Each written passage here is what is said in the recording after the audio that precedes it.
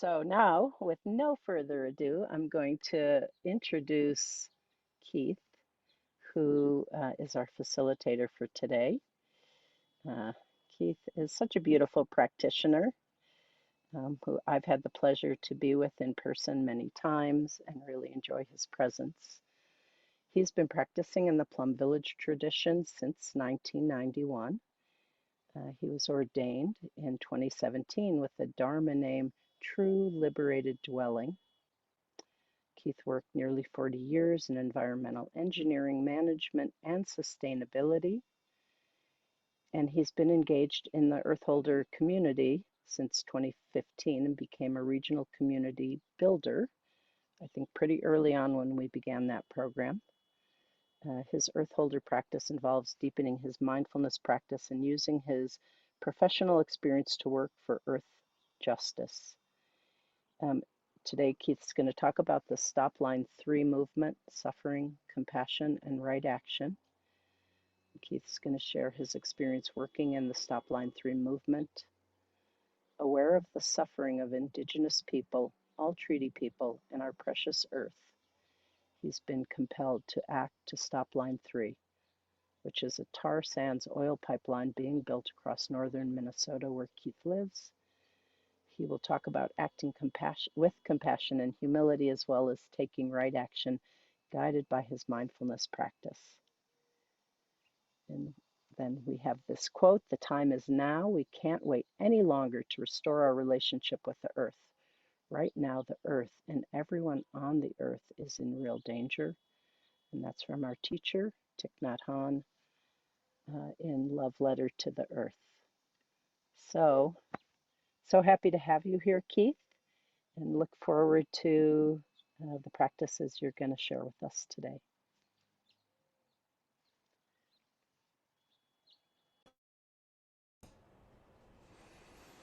Thank you, Nomi. I appreciate your kind words, and it's wonderful to be with you and wonderful to be with all of you this morning. It's a beautiful late summer day here in Minnesota. We've been having some beautiful weather this week, and I live on the land of the ancestral land of the Dakota people, and today I live among the Dakota and the Ojibwe people. The cultures of the Dakota and Ojibwe are strong and vibrant. However, they are being affected by the Line 3 tar sands oil pipeline, which passes close to the borders of Ojibwe nations and crosses hundreds of miles of treaty territory, threatening their drinking water, hunting, fishing, and wild rice gathering, which communities depend on. And so may we preserve and protect their ancestral and treaty land. So before I start my talk, we would like to sit together. So if we can bring our minds into meditation and find a comfortable spot with our sit bones firmly on our chair, and begin to feel our breath entering our body, expanding our lungs and diaphragm, and leaving our body, the warm air, leaving our nose.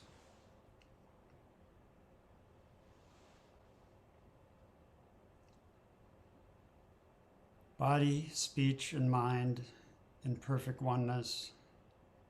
We send our hearts along with the sound of this bell.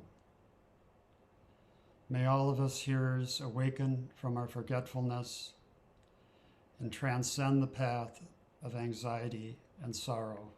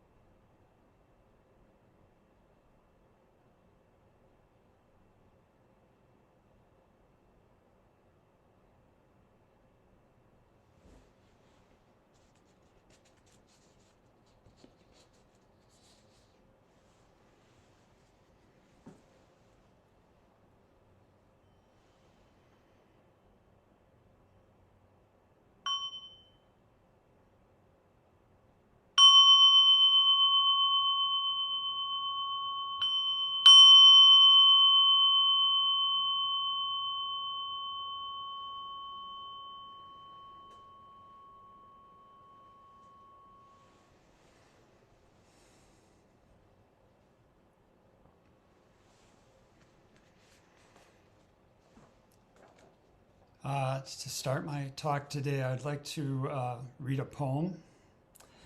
This is a poem that came to me actually in the middle of the night. And it was after actually watching a video that Nomi had sent out. And I went to sleep that night with that on my mind. A thunderstorm awakens me in the early morning darkness, awakens me to the suffering I hold in my body, the suffering of Indigenous bodies, the suffering of their allies' bodies, violence inflicted on them with the hands of colonialism, violence inflicted upon the earth, slashing a pipeline through forests and wetlands, even under rivers, bleeding drilling fluids into rivers and wetlands, poisoning the sacred water which gives us life, perpetrated by greed and ignorance, ignoring the ancient wisdom to take care of the earth and all living beings. Breathing in all of the suffering, letting my heart feel the pain, the suffering of all living beings and our dear Mother Earth. Breathing out loving kindness, compassion, joy, and equanimity, sending true love, sending healing energy. My suffering is not separate from your suffering, the suffering of the earth. Breathing in deeply into my body, my heart is not heavy with sadness. Knowing, dear Sangha, we are on this path together.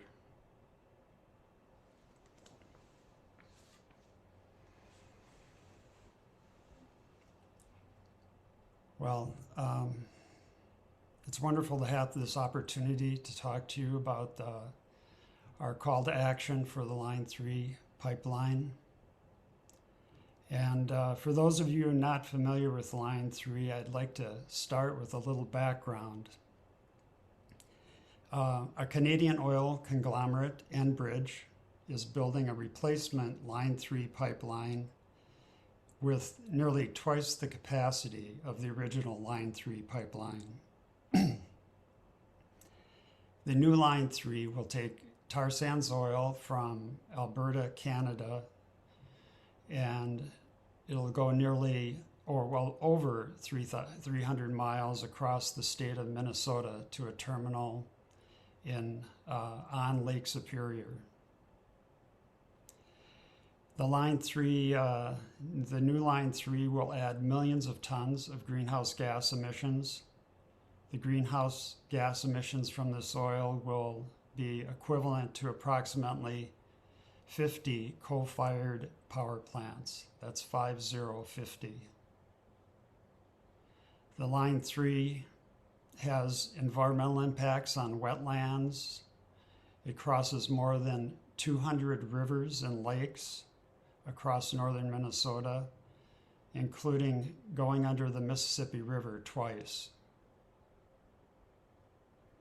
Enbridge has a history of spills with the current Line 3 pipeline, with over 300 spills since 2002. And tar sands oil is difficult to clean up. It's heavier than water, so it sinks to the bottom. And it contains many toxic chemicals, nearly 1,000, including the known human carcinogen benzene. And besides all this environmental impact of Line 3, it also infringes on the treaty rights of Indigenous people, particularly the 1855 treaty. So my engaged mindfulness practice and my practice of the 14 mindfulness trainings guide my work to stop line 3 and all of my work to take care of all beings and our dear Mother Earth. But before I can take care of all living beings and Mother Earth, I have to take care of myself. And I found that I can best take care of myself by being aware of my own suffering in this world and by looking deeply at the roots of my suffering and understanding the roots of my suffering. Then I can really feel connected to the suffering caused by line 3 and the destruction of treaty land, the sacred waters, the loss of habitat. There's also the issue of missing and murdered Indigenous women connected with this, and the torturing and violence to nonviolent protesters and ongoing oppression of Indigenous people. Although I started to protest line 3, to stop line 3 in the fall of 2019 with a protest with Extinction Rebellion at our governor's residence.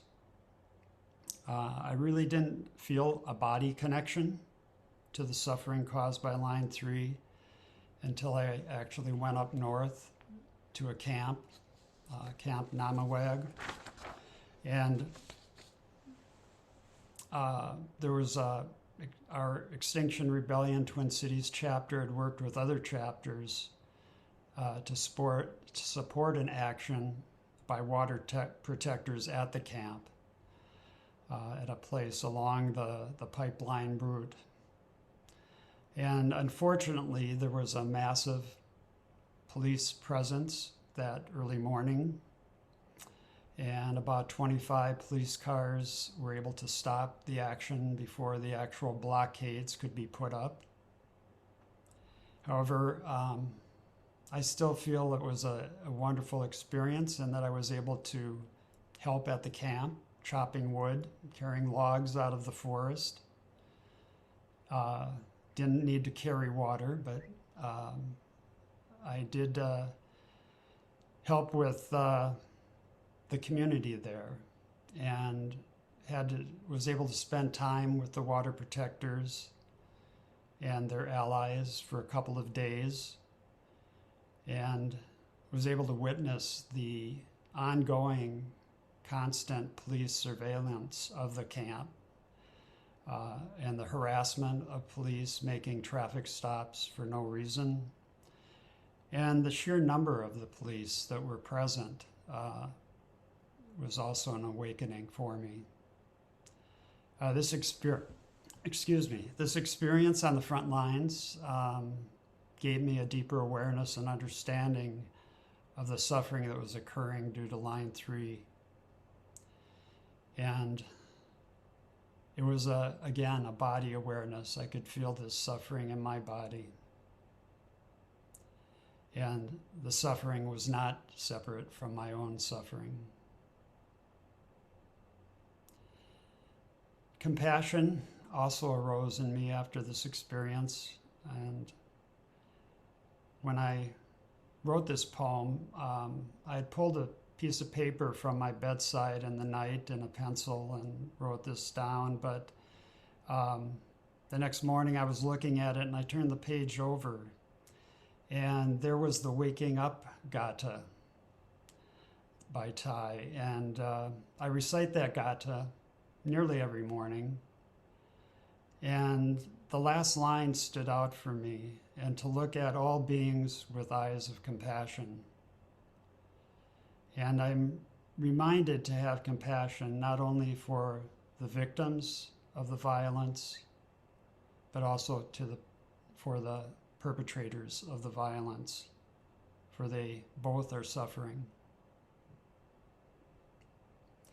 After this first experience at the camp, I began to wholeheartedly organized to stop Line 3.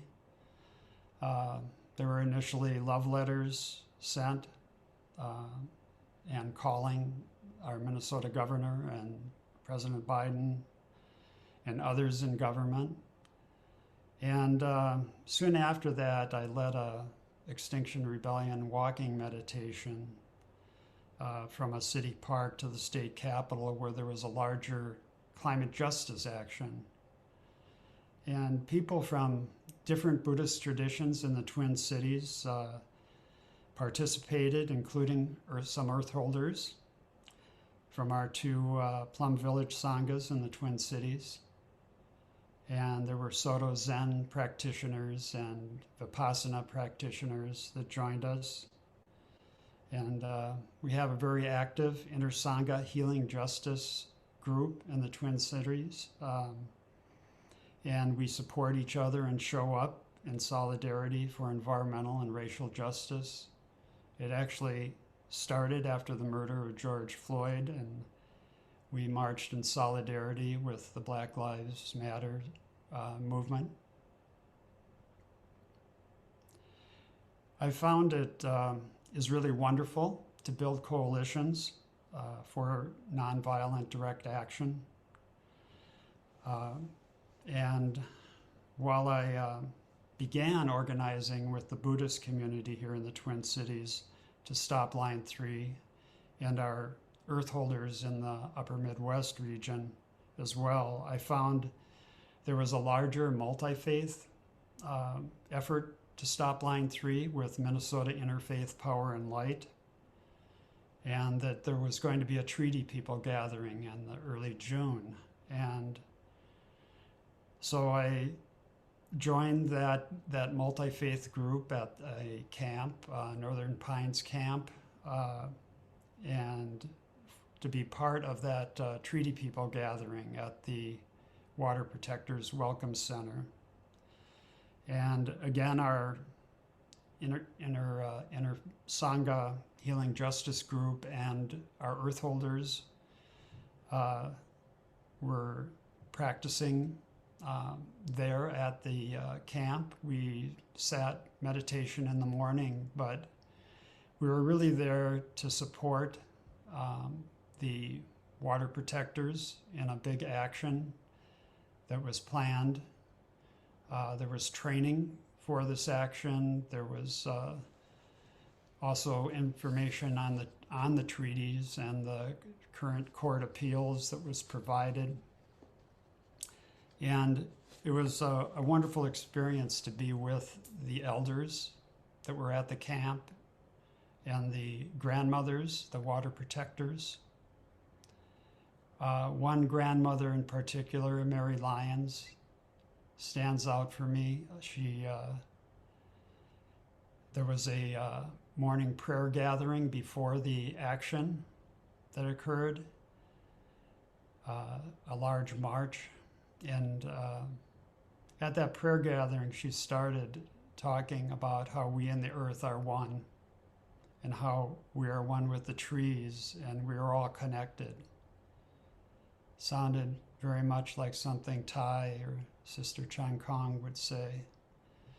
And all of the different faiths that were represented in the multi-faith group spoke. Muslims, Hindus, Christians, Jews. There were, and someone from our Buddhist community also spoke. And then we joined in about a group of 2,000 people that had showed up for this action to march to a drilling site on the Mississippi River. And the police were there, but they just watched as a group set up camp at the drill site. And also there was another action away from this large group at a equipment station. And this was a group that were going to chain themselves to equipment to stop construction that day.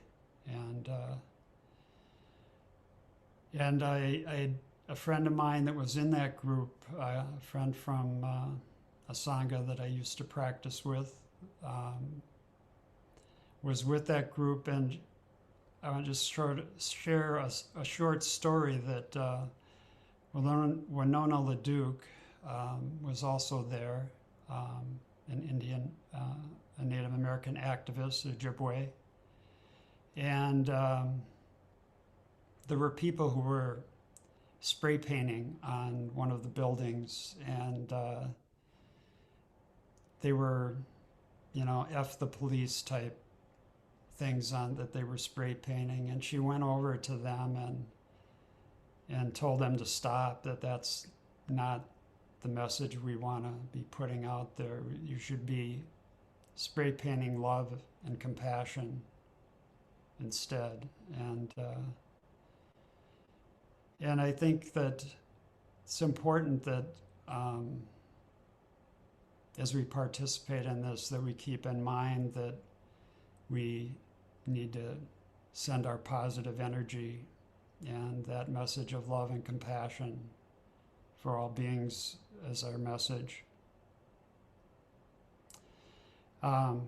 There's also a Treaty People walk that occurred in August.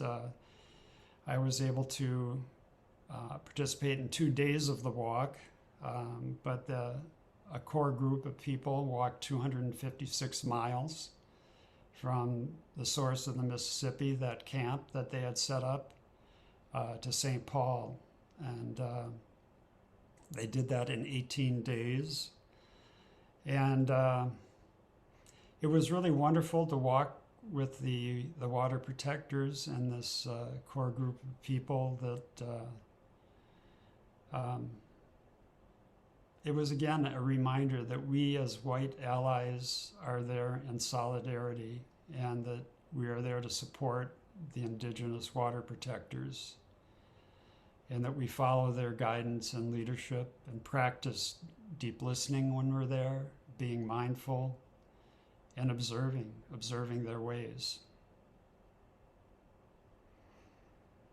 So the walk ended up in St. Paul, and there was a walk from the Martin Luther King Center here in St. Paul to the state capitol. It's only about 1.5 miles. But this was a silent, prayerful walk to the state capitol, honoring the missing and murdered Indigenous children. And at the state capitol, there was then an action, an event with drumming and dancing and powerful speeches by Indigenous leaders. And the whole state capitol grounds were full of teepees. And they're actually there for the entire week and doing prayer ceremonies every day.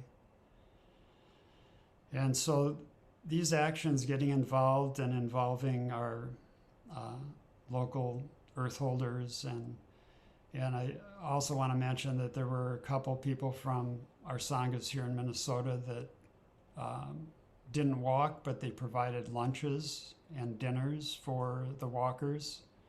So there's many ways we can contribute. If we don't want to go to the front lines or don't want to walk, there's many ways. And our regional Earth Holder community, regional community builders has been supportive and has joined in to stop the Line 3 movement. And you may, probably some of you have seen the mailings on what the Earth Holder community can do, and what Sanghas can do to take action to stop Line 3. First of all, you can write love letters to President Biden. I think at this time, that's our best hope to get Line 3 stopped. He has the power to stop Line 3.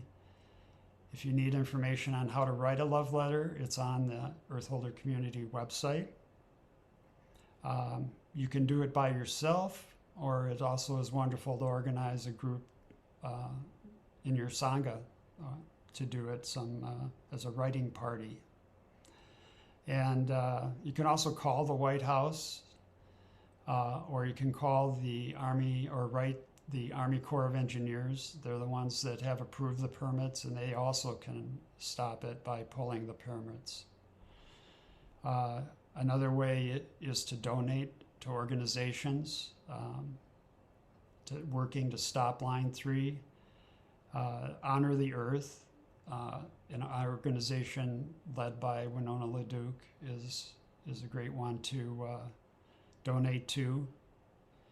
And also, right now, they need people to donate to a bail fund for water protectors who have been arrested for their actions. And they're unfortunately having bail money set at really high bail. Some of them were just misdemeanors or gross misdemeanors.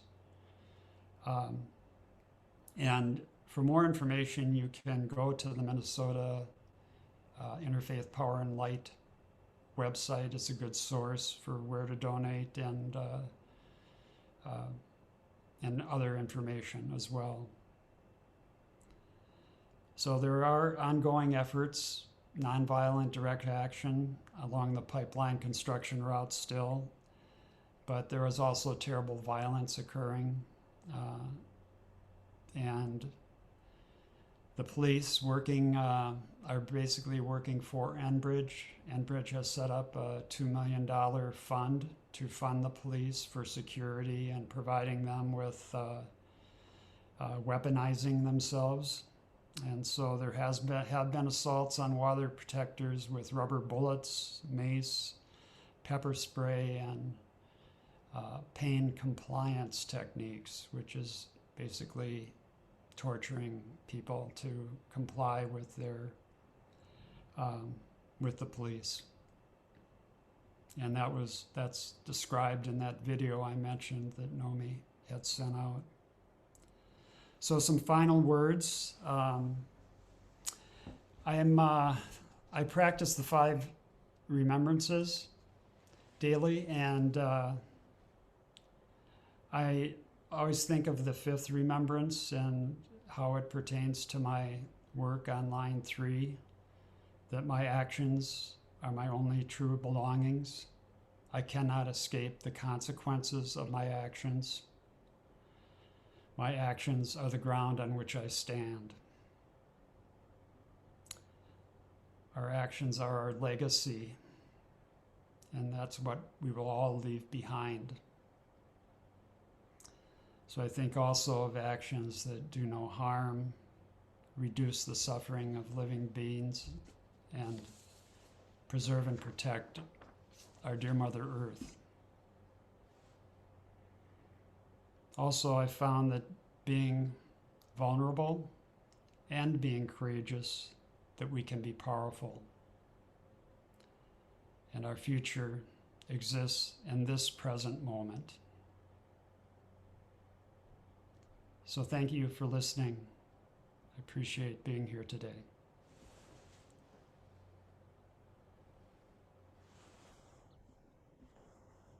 Thank you so much, Keith. So appreciate it. There's a couple questions in the chat, and I'm gonna say that most of the questions there are in the chat this morning. I put the EHC Regional Community Builders Call to Action, Stop Line 3. And if you click on that link, a lot of the info that Keith was just speaking of is there. There are a couple other questions, Keith, if you have an opportunity to look at them and maybe give us some guidance after Dharma sharing, that would be really helpful. There's more to add. One of the things in the document says in July to come. So if there's any updates about whether people are invited to come up to Minnesota and support any of the Line 3 camps or anything like that, that would also be helpful to give us that info in the chat. Thank you so much.